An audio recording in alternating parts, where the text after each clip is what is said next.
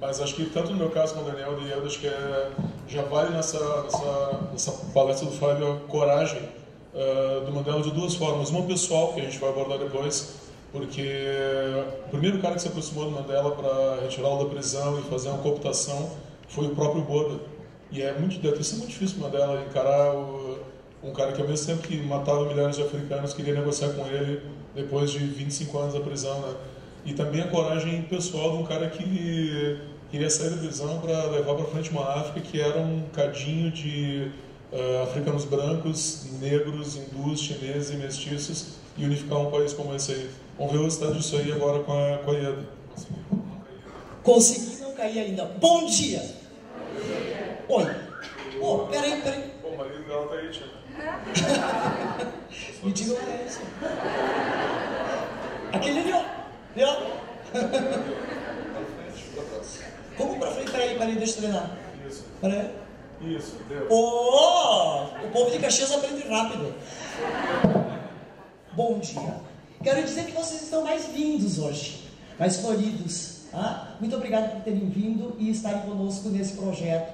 E eu gostaria também de dizer que o que o Fábio falou aqui, várias colocações que ele fez, fundamentam muito do que eu tenho que dizer para vocês hoje. Porque nesse momento nós vamos fazer uma reflexão da África do Sul, do fim do apartheid, do início da década de 90 até os dias atuais, até o momento em que ela se tornou BRICS e as características que ela vem trazendo hoje. Vejam, esse continente que está no quadro, o continente africano, 54 países. Infelizmente, um continente que participa com apenas 2,8% do PIB mundial na atualidade. E boa parte desse PIB, mais do que 50%, segundo alguns autores, vem da África do Sul. A África do Sul é a grande responsável pela formação do PIB de todo o continente americano.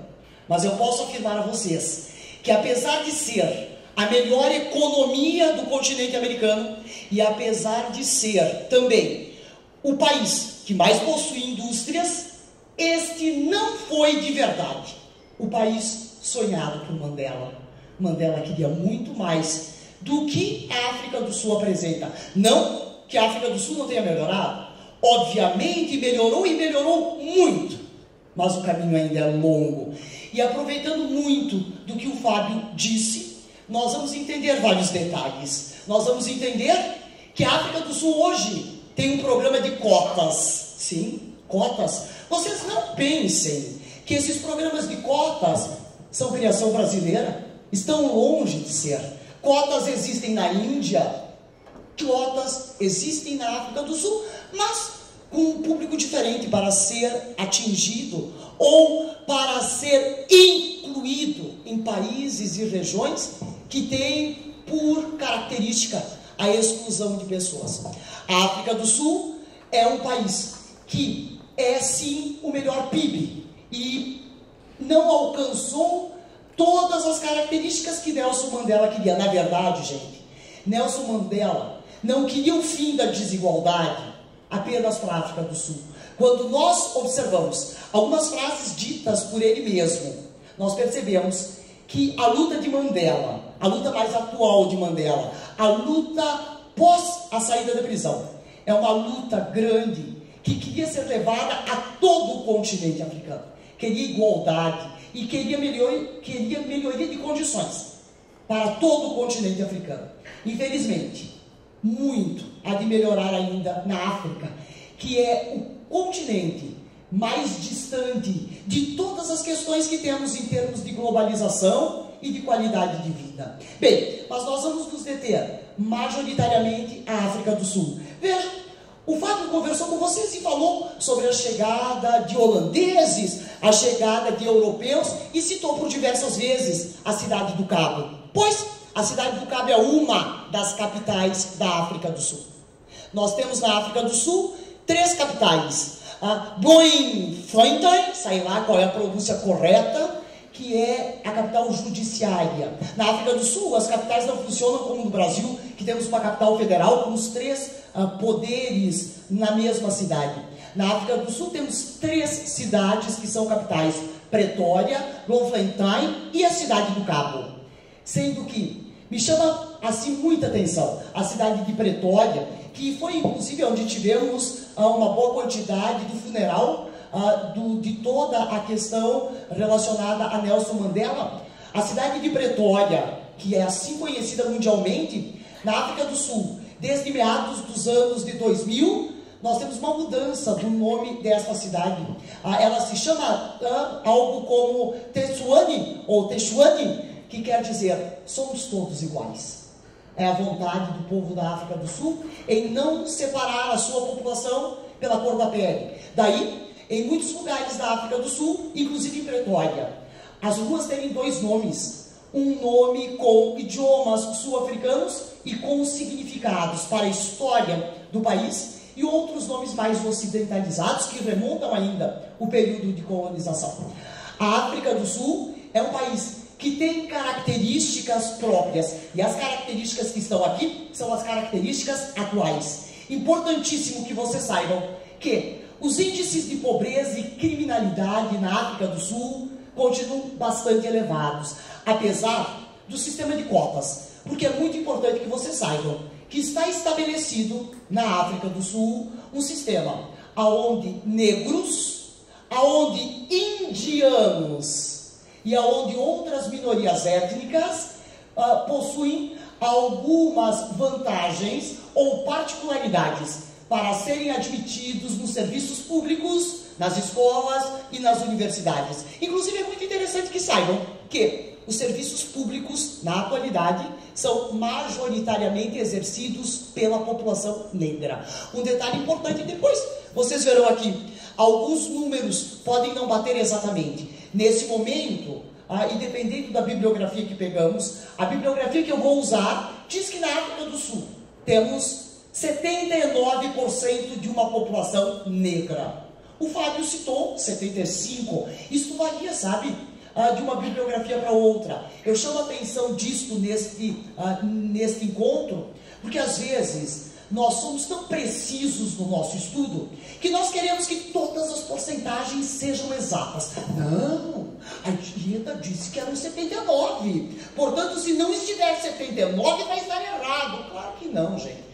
Pequenas variações em disciplinas humanas, em disciplinas que não são exatas e, inclusive, que podem e consideram diferentes dados, uma do ano de 2012, outro do ano de 2013, podem conter essas diferenças. Portanto, não levem tudo na ponta da faca, como eu costumo dizer. Agora vejam, esse sistema de cotas vigora, e ele, na maioria das indústrias, e inclusive particulares, já está estabelecido em termos de África do Sul, que 3/4 dos funcionários, 3/4 dos colaboradores sul-africanos devem ser negros, justamente por todo o histórico que sofreram em termos de discriminação e dificuldades para conseguir emprego. Então isso já está afirmado em termos de África do Sul. A questão de cotas para negros, para minorias étnicas e, dentre estas minorias, os indianos. Vocês percebam a importância que a história tem, inclusive nas características atuais. Saibam também que com o fim do apartheid, com o fim da segregação negra, pelo menos oficialmente, porque nós não podemos ser ingênuos, né, gente? Nós sabemos que algumas discriminações ainda acontecem. É como se fôssemos analisar o nosso país, queremos dizer que não temos aqui discriminação de cor. É óbvio que temos discriminação de cor. E eu costumo brincar dizendo que, como regra, no Brasil e na África do Sul, e no mundo como um todo, a maior discriminação hoje não é a de cor. Não, é a econômica. Fato. Eu nunca vi algumas pessoas mais brancas que Pelé. Citando Pelé apenas. Nunca vi algumas pessoas mais brancas que o ator aquele, Lázaro não sei das quantas, recebido em todos os lugares e aplaudido por sua situação econômica, por seu poder e por sua influência na mídia. Então, no mundo hoje, no Brasil e na África do Sul, sob minha ótica, a maior discriminação é a econômica. Isto não quer dizer que não tenhamos a discriminação racial, que infelizmente está distante de acabar nos termos práticos. Oficiais, ela é crime, mas em termos de prática sabemos que essa não é a verdade. É muito importante também que saibamos que com o fim do apartheid, como eu estava dizendo, a África do Sul recebeu muitos imigrantes, inclusive imigrantes de países vizinhos, de cor de pele negra, que esperavam encontrar na África do Sul melhores condições de vida, melhores condições de trabalho, melhores condições para evoluir economicamente. Só que muitos desses imigrantes, sem qualificação profissional, foram à África do Sul, permaneceram na África do Sul e hoje lotam cada vez mais as favelas da África do Sul, porque não foram absorvidos como mão de obra, visto que não são qualificados. As favelas citadas pelo professor Fábio persistem até hoje e se tornam dia a dia maiores, porque apesar da diminuição da pobreza no país, que obviamente é percebida pelas porcentagens, é inegável que nós temos uma população grandiosa da África do Sul que ainda vive nessas favelas. Os brancos, como eu disse, estão praticamente excluídos dos serviços públicos pelo sistema de cotas. Pelo sistema de cotas aqui, nós não temos uma questão relacionada à discriminação direta, e sim uma discriminação, se assim quiserem enxergar, feito ou uma escolha feita pelo sistema de cotas. O desemprego hoje diminuiu entre os negros, justamente porque o sistema de cotas coloca alguns negros nas indústrias e também dentro do funcionalismo público. Mas mesmo assim, os negros têm 29% da sua população desempregada, enquanto os brancos têm apenas 5,9%. Se posso dizer para esse índice apenas, creio que posso, visto que os índices ou as porcentagens de alguns países do mundo é maior do que os 5,9% representados pelos brancos aqui. E posso afirmar, essa porcentagem de desemprego dos negros é menor, já foi muito maior no passado. Então nós temos alguns índices que estão melhorando, mas vocês vão ter que convir comigo, que de cada 100 pessoas que sejam população economicamente ativa, 29 estarem desempregadas, é fato que isso ainda é chocante. É muita gente. E é muita discrepância entre negros e brancos. Vocês vão me dizer, Ieda, isso seria apenas pela cor da pele? Fato que não é citado e não é dito? Também, mas não só. Ocorre que apesar do fim do apartheid oficialmente, os negros não têm acesso a escolas de qualidade o quanto Nelson Mandela almejava, ou o quanto Nelson Mandela queria. Apenas 40% dos negros concluem seus estudos.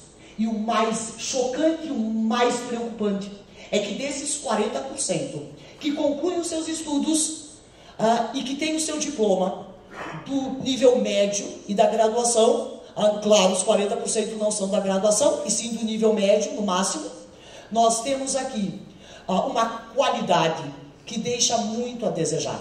Com os aparelhos e com a tecnologia que eles têm acesso, eles não conseguem atingir a qualificação almejada pelo mercado, a qualificação almejada e querida pelas empresas que estão instaladas na África do Sul. Por isso, concorrendo com os brancos, que têm acesso a melhores escolas e ao ensino de maior qualidade, e muitos dos quais, inclusive, a possibilidade de até uma pós-graduação no exterior, a competição fica injusta por causa da qualidade. E me parece que isso não é muita novidade para a gente, porque vocês sabem, tanto quanto eu, que no Brasil também temos grandes diferenças de qualidade quanto à educação básica, a educação média, pública ou privada. É inegável que há diferença e que fica muito mais fácil para alguns concorrerem quando o poder aquisitivo da sua família é melhor. Isto é inegável, tem que ser dito, apesar de não gostarmos que isso seja a realidade ou a verdade do país, ela é inegável. Ainda hoje, em pleno ano de 2013, são esses dados. Foram extraídos do Almanac Abril 2014. Ainda hoje, 20% das casas da África do Sul. E, obviamente, eu não preciso dizer a vocês que esses 20% são casas das favelas. E são casas majoritariamente habitadas por famílias negras. 20% das casas da África do Sul não tem água corrente. Sabe o que é isso? É água de balde. As pessoas têm água em casa que vão buscar no poço da vizinhança. nós não temos encanamento de água, nós não temos água tratada chegando a 20% das casas da África do Sul hoje. Nós temos 10% das casas sem luz elétrica. Sem luz elétrica. Esta é a realidade do país, que, como eu volto a afirmar, já foi muito pior no passado, mas tem muito o que evoluir em termos de caminho em direção ao futuro. Um outro dado preocupante, e é um dado, inclusive, que para as pessoas que vão para a área da saúde, é um dado que merece ser conhecido. Em números absolutos, não considerando a porcentagem, e sim os números absolutos, a República da África do Sul é a maior portadora, ou é o país onde nós temos a população absoluta que tem o maior número de portadores com HIV. Nós temos na África do Sul identificados 6 milhões e 100 mil pessoas oficialmente que portam HIV. E eu tenho que dizer uma coisa a vocês: a grande maioria destas pessoas adquiriram este vírus por ignorância. Sim, vocês não sabem o que se ouve nesse país quando se ouve a população e se para conversar. Do tipo, até pleno ano 2010, 2011, 2012, e claro, hoje continua acontecendo. Nós temos homens na África do Sul que acreditam que se adquirirem HIV e fizerem sexo com uma moça virgem, estarão curados. Vocês poderão ouvir relatos como esse. Sabe o que acontece? O cidadão não cura e transmite para uma menina. Não por nada eu tenho que dizer a vocês, a África do Sul é um dos países do mundo com o maior número de estupros do planeta. Claro, porque nós temos uma população, obviamente que não toda, uma porcentagem da população, que ainda tem crenças antiquíssimas e, com o perdão da palavra, ignorantes, e que acreditam que se fizerem sexo com determinada moça virgem, estarão salvos ou curados de alguma doença. Conclusão da história: isto vai ocasionar um maior número de estupros no país, uma maior quantidade de doenças e assim por diante. Os preconceitos que existem aqui, no meio da população mais humilde e com menor formação, é alguma coisa inacreditável. Inacreditável. Nós não poderíamos admitir. E eu volto a dizer a vocês, vocês não pensem que isso seja só na África do Sul, viu? Nós temos no nosso país e em vários outros países do planeta esta mesma realidade. Uma população com pouco conhecimento, que tem algumas crenças que só ajudam a esparramar cada vez mais a doença por esse país ou a doença pela África do Sul. Não só a AIDS, tantas outras também. É muito interessante que vocês saibam desse tipo de situação. Agora eu pergunto, como um país que é a África do Sul que estamos falando hoje, que é o melhor PIB do continente africano, que é o país de maior industrialização do continente africano, estão marcados neste mapa da África do Sul. A quantidade de minerais que este país possui, de carvão a ferro, de estanho a ouro, de ouro a diamantes. Importante, não existe registro neste planeta de país que produza mais ouro que a África do Sul. A África do Sul é o maior produtor e exportador de ouro deste planeta. E está entre o país com as maiores reservas de diamantes do mundo. Agora, o que poucas pessoas sabem em termos de atualidade: este ouro e esses diamantes, que estão no solo e subsolo da África do Sul, não pertencem ao país, não. E não se convertem em riqueza para o país. São propriedade privada. Na África do Sul, uma pessoa pode ser e é proprietária das minas de diamantes. Uma pessoa pode ser e é proprietária das minas de ouro. Agora, o que recentemente tem acontecido? O que recentemente tem acontecido é que países têm comprado as minas da África do Sul e isso tem sido permitido. Faça um esforço, mas olha, tem que ser muito grande, quase concentrado, do tipo para imaginar qual é o país que hoje mas está avançando em direção à África, ao continente africano, obviamente, mas também à África do Sul, e é hoje um dos maiores proprietários dos diamantes, ou melhor, das minas da África do Sul. Oh, vou ajudar, começa com C. Ah, mas não, mas esforço, começa com C, termina com A, é a segunda potência do planeta, hoje, precisa, não chegaram ainda a resposta, difícil, né? Bem, reprovado, gente, fato, a China é hoje uma das maiores proprietárias das minas de diamantes, especialmente diamantes da África do Sul. Agora um detalhe muitíssimo interessante que eu gosto que vocês saibam, sabe?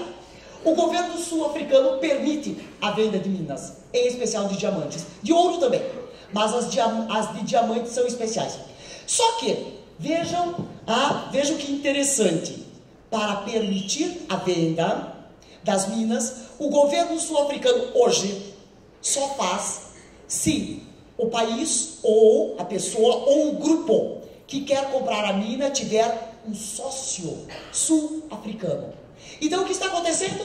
Nós estamos tendo pessoas escolhidas a dedo, obviamente por indicação, ou por alguma vantagem, que estão se tornando sócias de chineses, pessoas físicas ou pessoas jurídicas, e estes negros sócios dos chineses das minas estão representando uma parcela de negros ricos da África do Sul. É impressionante, sabe? Porque andamos pela África do Sul, vemos os negrões lindos, dentro de umas caminhonetes importadas novíssimas. Lindos os negrões, né, marido? Esqueci. É mulatinho, assim, em fato, né? Eu esqueci. Assim, os negrões, né? Eu esqueci que o marido estava ali. Os negrões. É que eu me lembrei do outro detalhe dos negrões, que não deve ser citado agora. É uma pesquisa que fizeram, mas não foi na África do Sul, mas eu li a pesquisa na África do Sul. Foi uma pesquisa que fizeram, não tem nada a ver com a palestra, sobre os maiores pênis do mundo. Eu não sei porque eu associei, sabe? Com uma média de 18,6. Média. Os guris reagindo.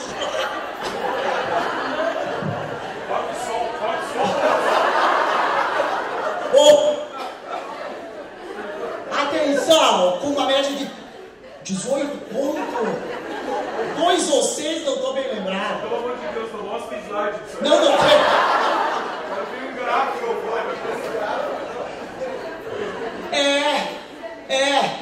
Da República Democrática do Congo.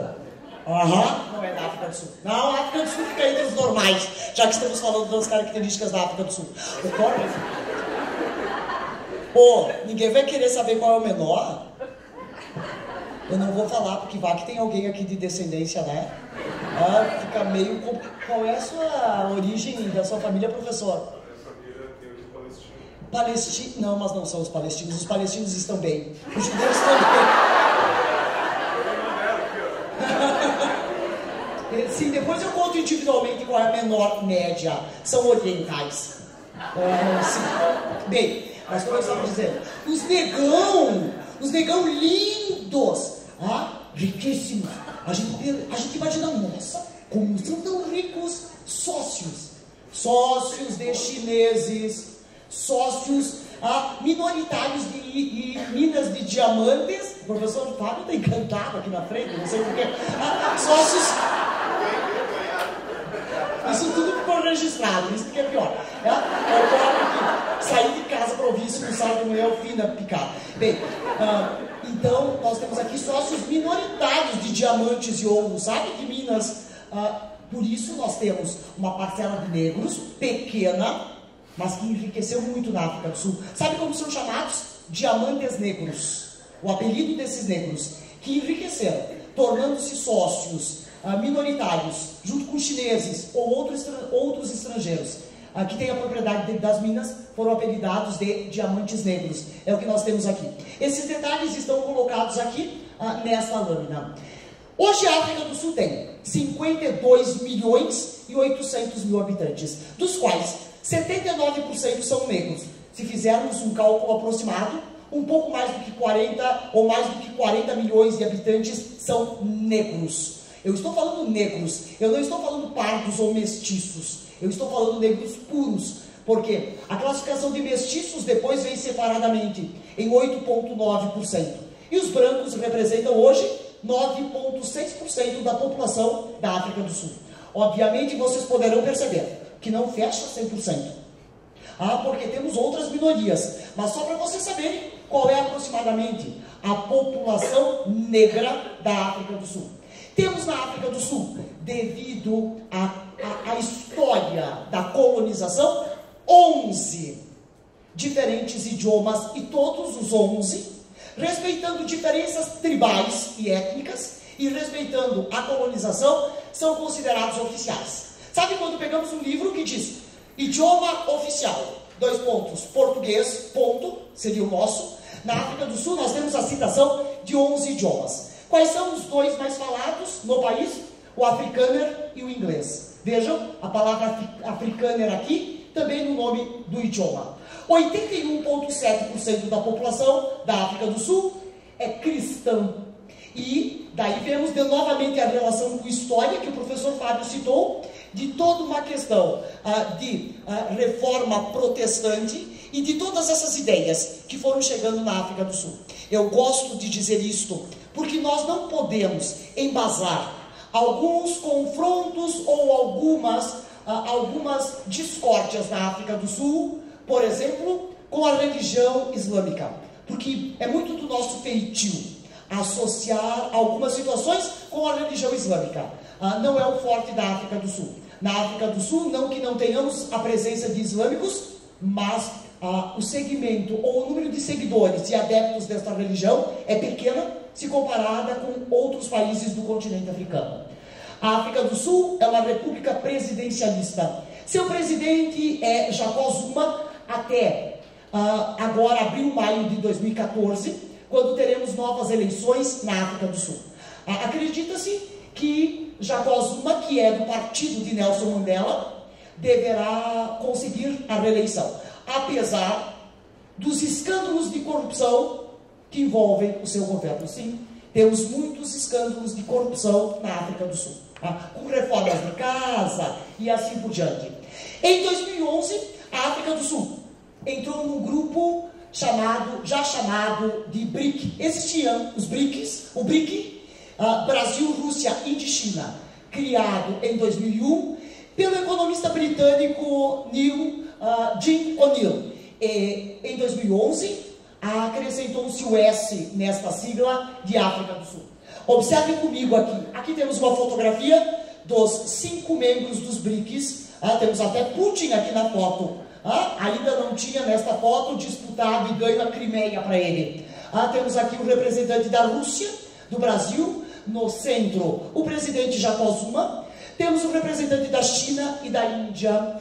Agora, me parece que essa lâmina vai ficar um pouco pequena para as pessoas que estão mais atrás. Depois nós vamos disponibilizar isto. Uma comparação entre os países dos BRICS. O menos populoso, ou de menor população absoluta, África do Sul. 52 milhões de habitantes, sendo que o Brasil tem 200 milhões, a China 1 bilhão 385 milhões, a Índia 1 bilhão 252 milhões e a Rússia, e não tinha colocado a Crimeia aqui, dependendo do dado, diz que a Rússia tem 142, outros falam em 147, acrescendo mais 2 milhões de pessoas da Crimeia. Vamos ter aqui entre 145 e 150 milhões na Rússia. Observem, temos 62% da população da África do Sul urbana.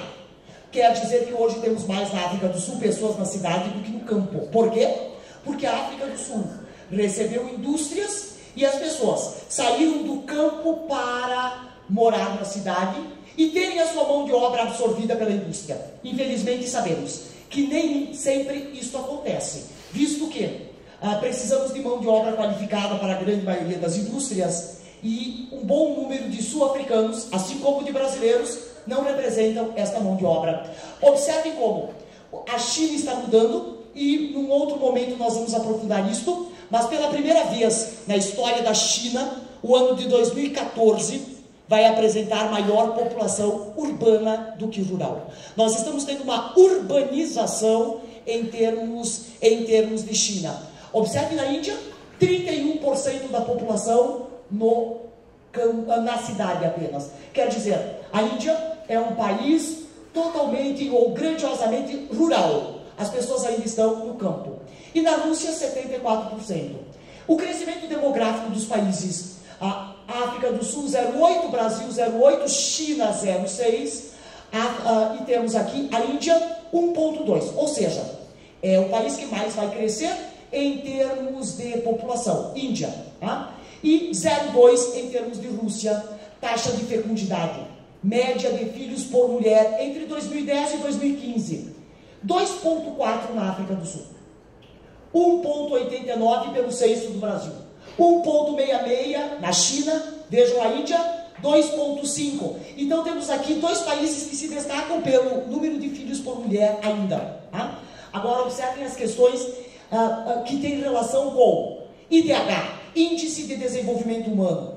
Temos aqui uma relação com alfabetização ou analfabetismo, e temos aqui uma relação com expectativa de vida. Dentre os 5 BRICS, o melhor deles, o melhor posicionado é a Rússia, no lugar 55 pelo IDH do ano passado. O segundo lugar é do Brasil, no lugar 85. Agora vejam, em terceiro lugar temos a China, em 101. Perceberam o que eu sempre digo para vocês? Que não basta ser o segundo PIB do mundo. Se nós não tivermos pessoas com acesso à saúde e à educação, se nós não tivermos saneamento básico, nós não vamos ter um índice de desenvolvimento humano, que classifica os países pela qualidade de vida da sua população, bom. Então percebam que a China é o segundo PIB do mundo, mas é o lugar 101 em IDH. E observem a África do Sul, 121. Nós temos a África do Sul em uma colocação muito menos privilegiada, digamos, se podemos considerar, obviamente, a colocação do Brasil privilegiada, mas a colocação da África do Sul é pior que a colocação brasileira. E entre os BRICS, a pior colocação de IDH é da Índia, com o lugar 136. Observe a expectativa de vida na África. 54 anos para os homens e 59 anos para as mulheres. Como regra, os homens que insistem em dizer que são o sexo forte, não, estão longe de ser o sexo forte.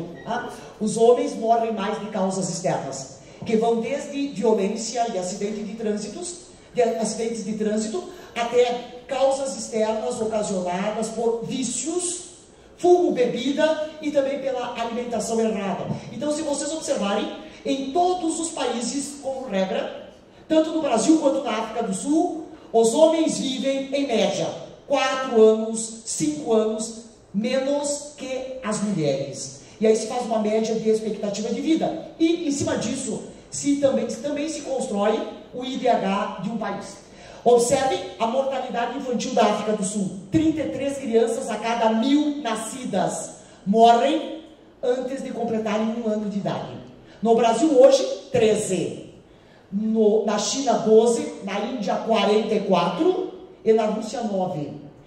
Este indicador é gravíssimo e expressa o desenvolvimento de um país. Quanto mais crianças morrem antes de 1 ano de idade, pior são as condições do país. Vejam o analfabetismo total. De cada 100 pessoas, 11,3 são analfabetas totais na África do Sul. No Brasil temos 9,7 pelo último censo. Na China, 5,7. Olhem na Índia, 37,2. 37,2. E vejam a Rússia, 04. Eu poderia continuar a manhã toda aqui falando, porque você sabe que eu sou um ser humano que fala pouco, baixo. Tá? Ocorre que eu vou ter o microfone retirado a qualquer momento. Portanto, eu espero de verdade ter contribuído com algum aspecto para as nossas questões, que certamente serão aprofundados e endossados pelos próximos colegas que falam, e agradecer imensamente a atenção de vocês e a presença de vocês.